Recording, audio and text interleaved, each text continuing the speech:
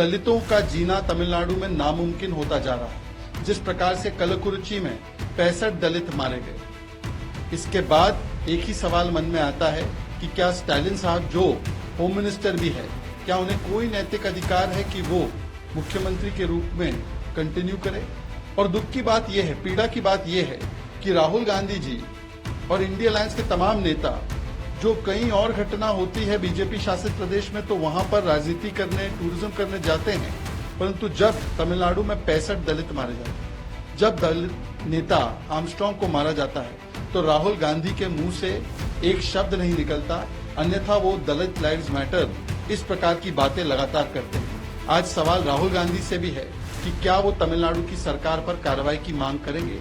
क्यों वो कलकुरुचि पर भी चुप थे, क्यों वो आर्मस्ट्रांग की हत्या पर भी चुप है। क्या यहाँ के दलितों के जीवन की कोई मूल्य नहीं है। तमिलनाडु में जिस प्रकार से कानून व्यवस्था पूर्ण तरीके से ध्वस्त हो चुकी है, उसका परिचय तब मिलता है जब बीएसपी के तमिलनाडु के अध्यक्ष आर्मस्ट्रांग जी को सरेआम, वो भी 7 बजे 6-7 लोग मिलकर बड़े वेपन्स के साथ, मैशेटी, स्वॉर्ड, इस प्रकार के वेपन्स के साथ चेन्नई में मार देते हैं। लगातार वहां पर जो अपराध है, इस प्रकार की आपराधिक घटनाएं हैं, वो लगातार बढ़ती जा रही है। दलितों का जीना तमिलनाडु में नामुमकिन होता जा रहा है। जिस प्रकार से कलकुरुचि में 65 दलित मारे गए, इसके बाद एक ही सवाल मन में आता है कि क्या स्टालिन साहब जो होम मिनिस्टर भी है, क्या उन्हें कोई नैतिक अधिकार है कि वो मुख्यमंत्री के रूप में कंटिन्यू करें। और दुख की बात यह है, पीड़ा की बात यह है कि राहुल गांधी जी और इंडिया अलायंस के तमाम नेता जो कहीं और घटना होती है बीजेपी शासित प्रदेश में तो वहां पर राजनीति करने, टूरिज्म करने जाते हैं, परंतु जब तमिलनाडु में 65 दलित मारे जाते हैं, जब दलित नेता आर्मस्ट्रांग को मारा जाता है, तो राहुल गांधी के मुंह से एक शब्द नहीं निकलता, अन्यथा वो दलित लाइव्स मैटर इस प्रकार की बातें लगातार करते हैं। आज सवाल राहुल गांधी से भी है कि क्या वो तमिलनाडु की सरकार पर कार्रवाई की मांग करेंगे। क्यों वो कलकुरुचि पर भी चुप थे, क्यों वो आर्मस्ट्रांग की हत्या पर भी चुप है। क्या यहाँ के दलितों के जीवन की कोई मूल्य नहीं है। क्या नॉर्थ साउथ करने वाले राहुल गांधी अब साउथ को भूल चुके हैं।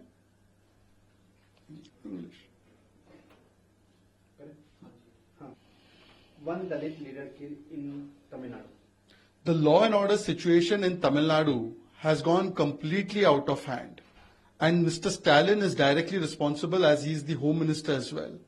When Armstrong, a Dalit leader, BSP leader of Tamil Nadu, is killed at 7 p.m. with heavy weapons, machete, swords in Chennai, who is safe? No Dalit is feeling safe in Tamil Nadu under Congress DMK regime. 65 Dalits lost their lives in Kallakurichi, but unfortunately no action was taken. Today the question is that can Mr. Stalin have any moral right to continue? And more importantly, where are the India Alliance leaders? They talk about North-South, they talk about Dalit Lives Matter, but Rahul Gandhi did not say a word about the entire killing of 65 Dalits in Kallakurichi. And now also, will he go and visit their house, visit the house of those people who are affected, visit the house of Armstrong? It shows his selective outrage. He will go to for condolences when issue is in BJP ruled state, but when the issue is in India Alliance ruled state, the same Rahul Gandhi has not a word to offer. Punjab में जिस तरह से बार बार गिरते ही जा रहा है, वहां जिस तरह से शिवसेना लीडर के ऊपर अटैक हुआ, इसको लेकर आप क्या कहें? हर एक इंडी अलायंस के राज्य में कानून व्यवस्था लगातार ध्वस्त होती जा रही है। तमिलनाडु में आर्मस्ट्रांग जी की हत्या कर दी जाती है। अब पंजाब में भी लुधियाना में दिन दहाड़े मार्केट में जिस प्रकार से सुखदेव जी के वंशज संदीप थापर पर तलवारों के साथ हमला होता है। पंजाब की कानून व्यवस्था जब से आम आदमी पार्टी सरकार आई है ध्वस्त हो चुकी है। वहां पर कहीं तो नशा माफिया के कारोबारियों को खुली छूट है, कहीं पर रेडिकल एलिमेंट्स को छूट है, गैंग वॉर्स और माफिया को खुली छूट है। जिस प्रकार से वहां पर सिद्धू मूसेवाला की हत्या हुई, जिस प्रकार से वहां पर आरपीजी हमला हुआ मोहाली में पुलिस के हेडक्वार्टर पर, आए दिन वहां पर दिन दहाड़ी इस प्रकार की हत्याएं की जाती है, हमले किए जाते हैं। ये इसलिए होता है क्योंकि पंजाब की पुलिस को केजरीवाल जी केवल अपने राजनीतिक विद्वेष की भावना के लिए इस्तेमाल करते हैं और कानून व्यवस्था इसके चलते पूर्ण तरीके से ध्वस्त हो चुकी है। भगवंत मान जी जो केवल नाम के मुख्यमंत्री है, और केजरीवाल जी जो सुपर मुख्यमंत्री जेल से चला रहे हैं, इन दोनों की जिम्मेदारी है। Attack on Shiv Today, the law and order situation in every India alliance rule state, from Tamil Nadu to Punjab to Bengal, has gone berserk. We have seen the manner in which, ever since Aam Aadmi Party took over, law and order in Punjab has been suffering. Today, one more evidence of that is the attack on Sandeep Thapar, who is the relative, who is the Vanshaj of Sukhdev ji. The manner in which, in the broad daylight, if such sword attacks are taking place in Ludhiana's market, who is safe in Punjab? Only the Nasha Mafia, the gang wars, those who do gang wars, those who are from mafia, those who are the radical elements, they have been given a free run by the Punjab police because of the patronage of Aam Aadmi Party that is extended to them. Today, question is that Sidhu Moosewala gets killed.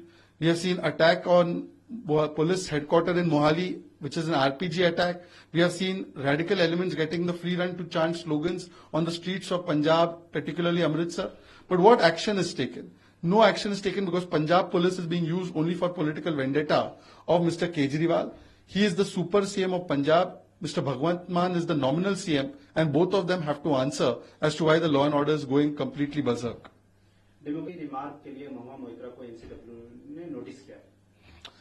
देखिए, महुआ मोइत्रा ने जिस प्रकार की टिप्पणी की है, मुझे लगता है कि सभ्य समाज में और खास करके एक सांसद को किसी भी महिला के विषय में और खास करके एनसीडब्ल्यू की अध्यक्षा के विषय में इस प्रकार की टिप्पणी करना, ये उनकी मानसिकता को और टीएमसी की मानसिकता को दर्शाता है, क्योंकि ये वही टीएमसी है जिसने महुआ मोइत्रा के बार बार इस प्रकार के कृत्य करने के बाद भी उनको सांसद बनाने के लिए टिकट दिया। ये वही टीएमसी है जो शाहजहां शेख को डिफेंड कर रही थी और संदेश खाली की महिलाओं के विषय में क्या क्या टीएमसी के नेताओं ने नहीं बोला। ये वही टीएमसी है जिसने चोपड़ा में हुई तालिबानी पिटाई की घटना पर उनके विधायक ने तो बाहर आकर उस ताजमहल का बचाव किया, कहा मुस्लिम राष्ट्र में ये सब होता रहता है, महिला कैरेक्टरलेस थी। तो आए दिन जिस प्रकार से महिलाओं पर अत्याचार पश्चिम बंगाल में होता है, परंतु अत्याचारियों के साथ टीएमसी खड़ी होती है, इसी मानसिकता का परिचय महुआ मोइत्रा ने दिया। सवाल ये भी बनता है कि इंडी अलायंस के जो बड़े नेता है, प्रियंका चतुर्वेदी, प्रियंका वाड्रा, राहुल गांधी, खड़गे जी, आम आदमी पार्टी, ये लोग चुप क्यों हैं? संदेश खाली पर भी चुप, पोस्ट पोल वायलेंस और रेप्स पर भी चुप, चोपड़ा की घटना पर भी चुप जिसमें तालिबानी तरीके से पीटा गया, और स्वाति मालीवाल पर भी चुप। महुआ मोइत्रा वाले विषय पर उनको बोलना चाहिए कि क्या वो उनकी इस बात को स्वीकारते हैं या उसका खंडन करते हैं।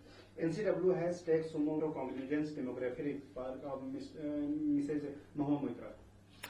The comment made by Mahua Moitra, who is an MP, against another woman who is a chief of the NCW, it shows the sexist, misogynist, patriarchal and extremely disgusting mindset of TMC. These comments should be immediately acted upon. TMC should sack her, but instead TMC rewards her. TMC has rewarded Shahjahan Sheikh, who did Sandesh Khali.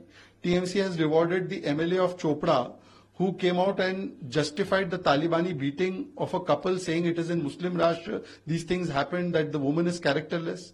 Post-poll violence and rapes took place. That time also they stood with the accused.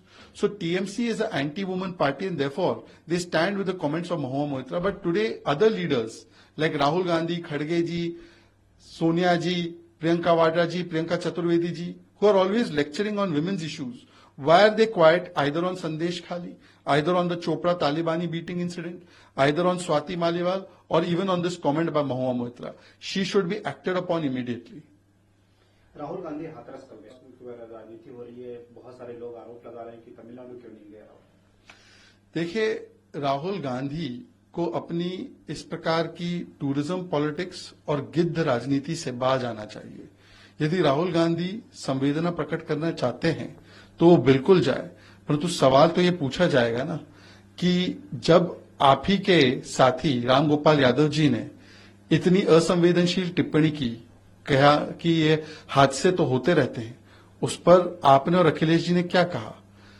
इस पूरे घटनाक्रम में जो ये बाबा के करीबी पाए गए हैं राजनीतिक रूप से कुछ लोग, जिसमें आप ही के साथी उनके फोटो और वीडियोस है, उस पर आपने एक शब्द नहीं कहा। किसका आश्रय और किसका पेट्रोनेज था? और सबसे जरूरी बात यह है कि राहुल गांधी जी, आप चयनात्मक क्यों होते हैं? आज तमिलनाडु में एक दलित व्यक्ति की, बड़े नेता की हत्या कर दी गई है। इससे पहले लगभग 65 दलितों को अवैध शराब के धंधे की वजह से मारा गया। डीएमके के नेताओं की साठगांठ और वहां पे पूरा उनका नेक्सस था। उनके यहां तो एक इस्तीफा भी नहीं हुआ है। क्या आप उन परिवारों से मिलने नहीं जाएंगे? क्या उनका दुख दर्द सुनने नहीं जाएंगे? क्या बंगाल में संदेश खाली की महिलाएं हो या चोपड़ा की जो पीड़िता है उनसे मिलने नहीं जाएंगे? कूच बिहार में जब एक महिला को निर्वस्त्र कर दिया गया, उनको मिलने नहीं जाएंगे? तो ये दिखाता है कि राहुल गांधी केवल गिद्ध राजनीति के लिए चयनात्मक रूप से टूरिज्म करते हैं और इसीलिए लोग उनका विरोध कर रहे हैं।